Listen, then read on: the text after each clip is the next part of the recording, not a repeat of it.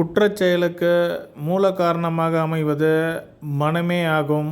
நமது ஜோதிட சாஸ்திரத்தில் மனதை ஆளக்கூடிய கிரகமாக சந்திரன் வருகிறார்.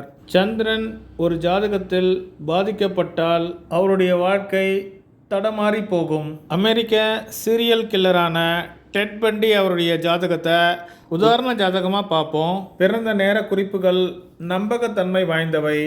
டெட் பண்டி இவர் பிறந்தது 24/11/1946 இரவு 10:35 PM பர்லிங்டனில் பிறந்திருக்காரு, யுஎஸ்ஏல.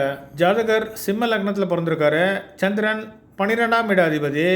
12ஆம் இடம் மறைவு ஸ்தானம், குற்றச்செயல், மறைமுக செயல் இவற்றையெல்லாம் 12ஆம் இடத்தை அடிப்படையாக கொண்டு காண வேண்டும். சந்திரன் சனி மண்டலத்தில் அமர்ந்திருக்கிறதால 6, 7, 8 சனி அமர்ந்திருக்கக்கூடிய 12வது பாவத்தையும் குறிக்காட்டுறாரு. 6வது பாவம் தொடர்ச்சியாக நம்ம செய்யக்கூடிய செயலை குறிக்கும்.